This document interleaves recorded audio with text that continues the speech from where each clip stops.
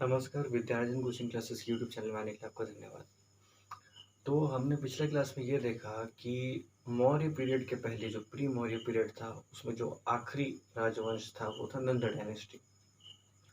तो नंद डायनेस्टी के समय अलेक्जेंडर द ग्रेट ने हमला कर दिया और अलेक्जेंडर जब वापस लौट रहा था, तो उसने अपने एक जनरल सेलूकस निकेटर को, जो नंद डायनेस्टी के जो सीमा है, उसके बाहर छोड़ दिया। ठीक है? तो सेल्यूकस निकेटर ने अफ़गानिस्तान, पाकिस्तान वाले एरिया में कब्जा भी कर चुका था।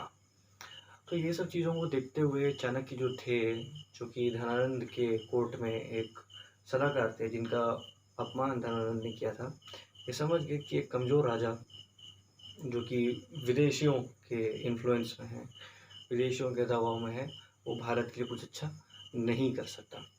इसलिए चाणक्य ने क्या किया, चाणक्य ने एक शूद्र जाति की एक महिला थी जो कि धनानंद के कोर्ट में थी, उसका पुत्र को उसके पुत्र को बचपन से देखा, ट्रेन किया, ठीक है?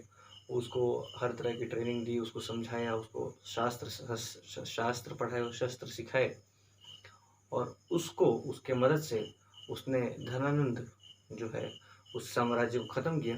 धनानंद एक बहुत ही रसिक मिजाज, नशे में रहने वाला, 24 घंटे नशे में चूर रहने वाला राजा था।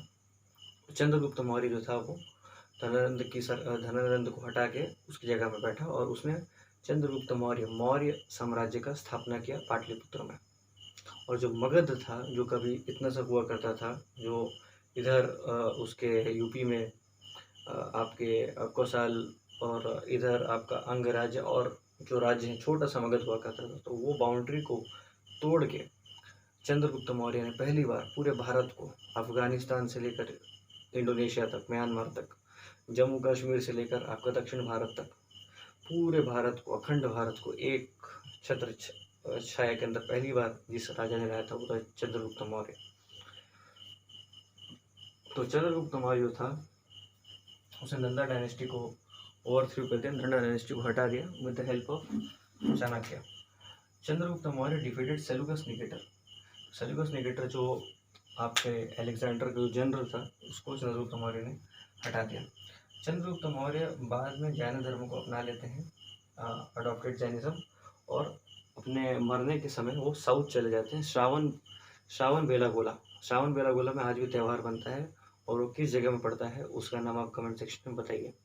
तो श्रावण बेलागोला चले जाते हैं भद्रबाहु के साथ। हमने ये चीज़ पढ़ चुका है कि जैन धर्म में भी दो, जैसे कि हिनायन और महायान है बुद्ध में, तो जैन में भी दो थे, दिगंबर और श्वेतांबर।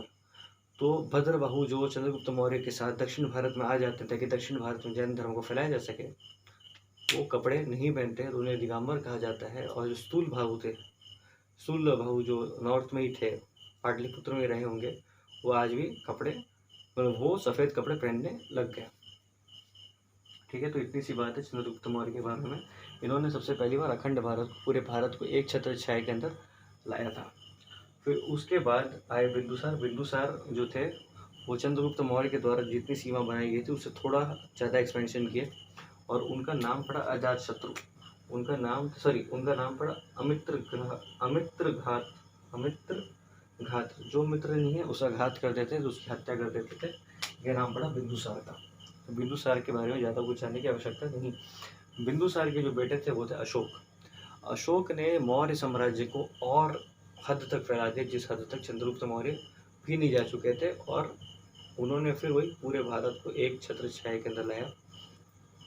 लेकिन एक राज्य था जो कि आज की तारीख में उड़ीसा में पड़ता है, वह कलिंग का राज्य।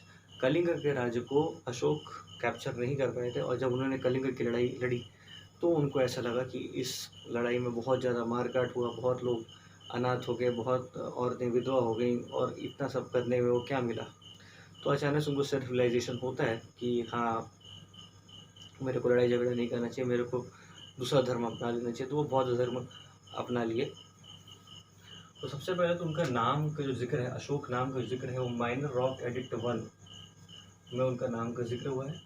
ये 3 भाषाओं में ये अपना एडमिनिस्ट्रेशन करते थे, प्राकृत, ग्रीक और अरामिक।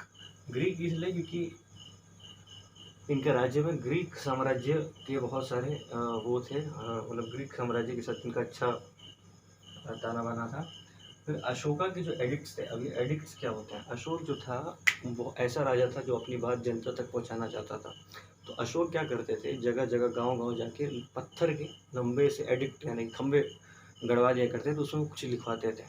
उसका जो स्क्रिप्चर था वो ब्रह्मी स्क्रिप्चर था, ब्रह्मी, ठीक है। उसका जो स्क्रिप्चर था वो ब्रह्मी स्क्रिप्चर था और उसको डिसाइफर भी बहुत बाद में किया गया, ठीक है। फिर कलिंगा वॉर का जिक्र जो है वो 13th मेजर रॉक एडिक्ट में हुआ, जो 13वां मेजर रॉक एडिक्ट है उसमें जिक्र हुआ कि हाँ, कलिंगा के वॉर के बाद अशोका के मन में कुछ बदलाव आए और वो बौद्ध धर्म को अपना लिया, ठीक है। उसने अपने सन और डॉटर को श्रीलंका भेज दिया ताकि वहाँ जाके वो बुद्ध धर्म को फैला सके। उस समय पंच्ड कॉइन्स यानी कि ऐसे कॉइन जिसमें जो रूलर का चेहरा है या फिर और भी कोई इंपॉर्टेंट चीज़ है वो पंच हुए हो, वैसे कॉइन मिंट होना, वैसे कॉइन बनना उस समय में अशोका के द्वारा चालू कर दी गई। इसके अलावा अशोका बहुत ही अच्छा एडमिनिस्ट्रेटर था। उसके रोड्स जो थे वो बहुत पेव हुआ करते थे, रोड्स के दोनों तरफ पेड़ लगाया करते थे, जगह जगह पानी पीने की व्यवस्था हुआ करती थी। तो बहुत ही अच्छा एडमिनिस्ट्रेशन अशोक ने किया। अशोक फिर कलिंगा वॉर के बाद वो बुद्ध धर्म अपना लिया और बुद्धिज़्म भरा जीवन अपनाने लगे। लेकिन बुद्ध धर्म अपनाने के बाद उन्होंने वो हार्डकोर बुद्धिस्ट नहीं बने। अभी भी अगर उनके राज्य में कोई आक्रमण होता था तो अशोक फाइट बैक करते थे, तो हार्डकोर बुद्धिज़्म उन्होंने नहीं अपनाया। मौर्य साम्राज्य का जो आखिरी रूलर था वो था बृहदत्ता, बृहदत्त। बृहदत्त जो था वो मौर्य साम्राज्य का आखिरी रूलर था, जिसको पुष्यमित्र शुंग ने जिसकी हत्या कर दी। और पुष्यमित्र शुंग मारने के उसकी इसकी मृत्यु के बाद जो मौर्य साम्राज्य था वो खत्म हो गया। पुष्यमित्र शुंग जो थे वो ब्राह्मण थे, उन्होंने इसकी हत्या इसलिए की क्योंकि इनके जो बृहदत्त थे वो बौद्ध धर्म के कारण अत्यधिक अहिंसावादी हो गए थे और जो हिंदू धर्म की जो रीति रिवाज थी जैसे कि यज्ञ करना, पूजा करना, इसको करने नहीं दिया जा रहा था। तो पुष्यमित्र शुंग ने इनकी हत्या की और फिर वापस से भगवतिज्म जो है वो हिंदू धर्म की वापस से स्थापना हुई और बौद्ध धर्म नहीं। तो आप खुद ही सोचे ना, अगर पुष्यमित्र शुंग इसको नहीं मारे होते तो आज पूरा भारत में बौद्ध धर्म सबसे ऊपर होता। लेकिन पुष्यमित्र शुंग ने इसकी हत्या करने के बाद, बृहदत्त को मारने के बाद वापस से हिंदू धर्म का रिवाइवलिज्म किया। और वो क्या हुआ, कैसे हुआ, मौर्य साम्राज्य के बाद आगे कैसे कहानी चली, इसके बारे में हम अगले क्लास में पढ़ेंगे। देखने के लिए धन्यवाद।